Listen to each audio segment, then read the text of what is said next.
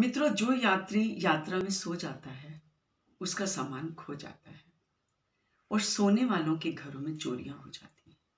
मानव ने आज तक जो भी खोया है वो सोकर खोया है और जो पाया है वो जाग कर पाया है। मुगलों के आक्रमणों के बाद भारत में और जो 200 वर्षों की अंग्रेजों की गुलामी में जो हमने खोया, हमने अपनी अस्मिता खोई, हमने अपना गौरवशाली इतिहास खोया, हमने अपनी उत्कृष्ट शिक्षा, संस्कृति, भाषा, धन दौलत सब कुछ खोया। क्यों खोया? क्योंकि हम जगे ही नहीं, हम सोए रहे।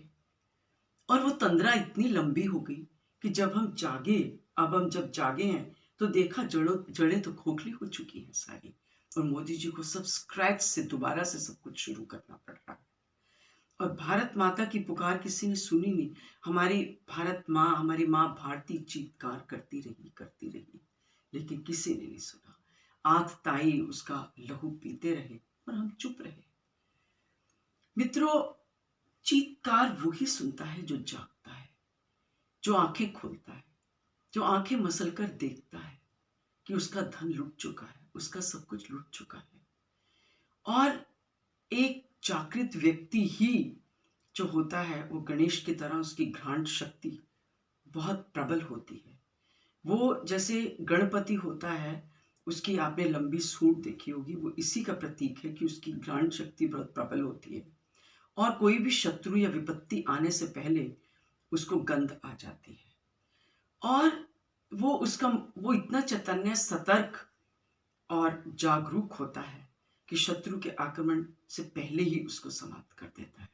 और जो गणपति का जो चूहा है वो शत्रु चाहे कितने भी जाल बिछाएं, कितने भी पाश फेंके, लेकिन वो चूहे की तरह वो सब जाल को काट देता है। तो इतनी सतर्कता और जागरूकता हमें होनी चाहिए।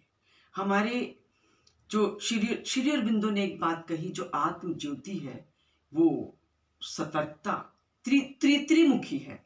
सतर्कता, जागरूकता और चैतन्यता, जिसमें ये तीनों हैं वो मनुष्य पहुंचा हुआ है। वो अपनी आत्मा के करीब है, वो उसके करीब है।